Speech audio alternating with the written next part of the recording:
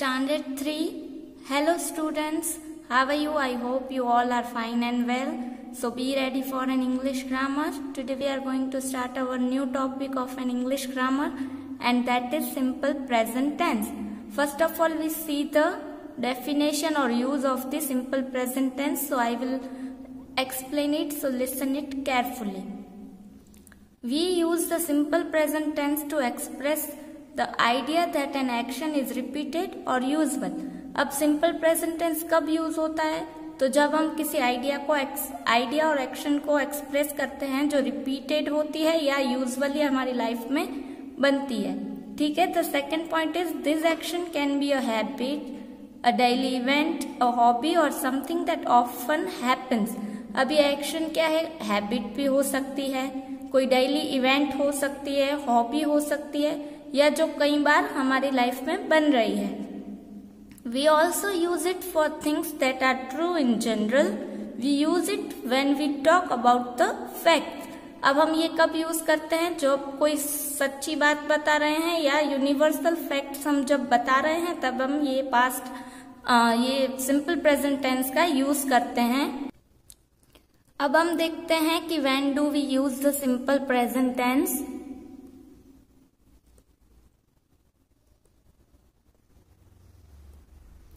तो ये देखिए, जैसे मैंने पहले बताया था कि हैबिट्स में यूज होते हैं, तो ये 3 हैबिट्स है.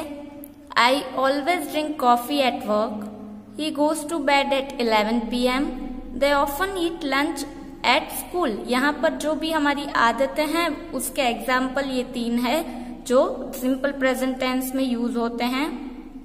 And the next one is general facts और ट्रूथ. अब उसके हम एग्जाम्पल देखेंगे.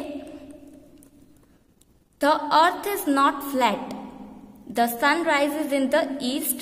Water boils at 100 degrees Celsius. अब ये जो तीन एग्जाम्पल है वो जनरल फैक्ट्स और ट्रूथ पे हैं जो हम सिंपल प्रेजेंट टेंस में ही यूज करते हैं.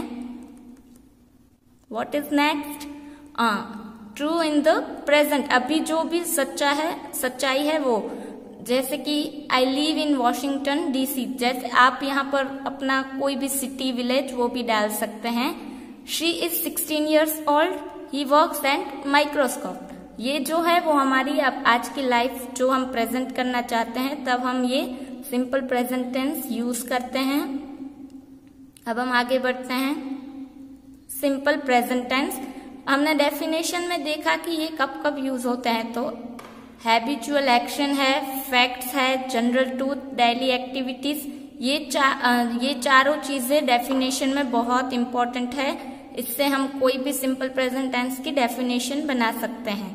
अब ये पैटर्न है तो क्या होगा? सब्जेक्ट प्लस V1, और V1 के पीछे कई वर्ब में S और ES लगता है, वो मैं आपको आगे एक्सप्लेन करती हूँ. और आएगा ऑब्जेक्ट. ये प्लस यानी पॉजिटिव सेंटेंस के लिए, ये नेगेटिव सेंटेंस में क्या आएगा? सब्जेक्ट प्लस डू नॉट और does not plus V1 plus object. और अगर प्रश्न वाक्य है तो इसमें क्या आएगा? डू और डज पहले आ जाएगा. जैसे कि इसमें कैसे सब्जेक्ट प्लस डू नॉट और डज नॉट था, तो यहाँ पर डू और डज पहले आएगा, फिर सब्जेक्ट प्लस V1 और ऑब्जेक्ट. ठीक है. आप इसका स्क्रीनशॉट लेकर आप अपने नोट में लिख देना. डू कौन से सब्जेक्ट में आता है? तो आई, यू, वी, दे. हम ये जब प्रोनाउंस यूज करते हैं तब डू आएगा. और डस कब आएगा? शी, ही और इट में. ठीक है. पॉजिटिव फॉर्म और नेगेटिव फॉर्म. अब हम पहले पॉजिटिव फॉर्म देखेंगे.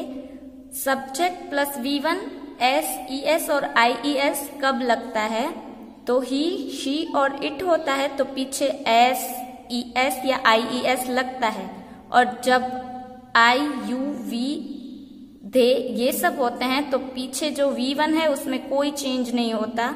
यहाँ पर एग्जाम्पल है, देखिए. I like it. यहाँ पर आई क्या है?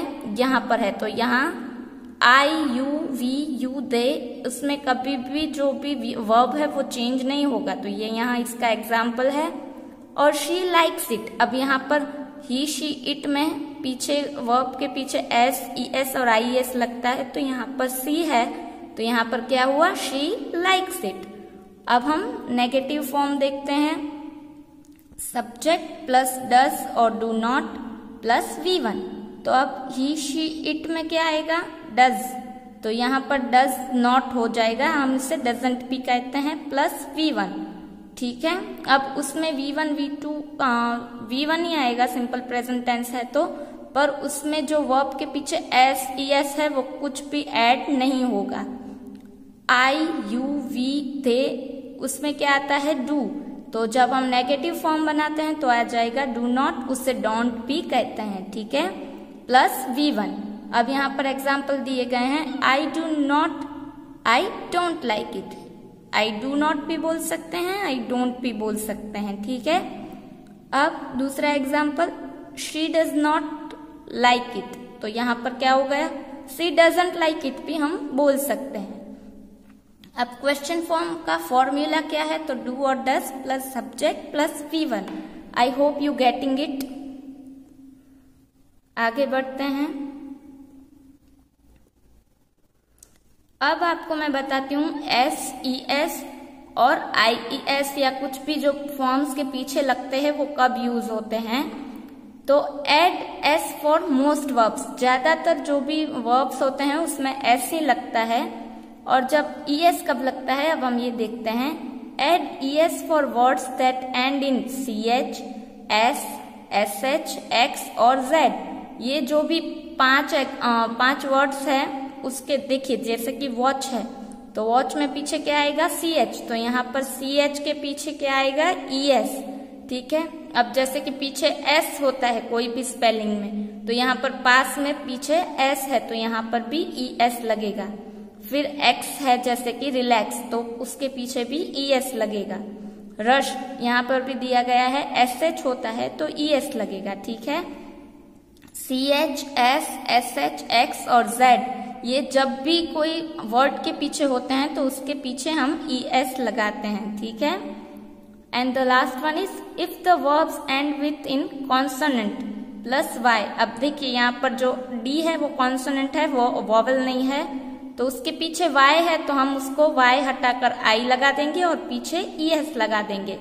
देखिए यहाँ पर भी कहा गया है consonant plus Y, change the Y into I and add ES। अब यहाँ पर स्टडी में जैसे कि Y है तो हमें Y को हटाकर I लगाना है और पीछे ES लगा देना है। ठीक है, अब हमने इसकी डेफिनेशन, पैटर्न, यूज देखा।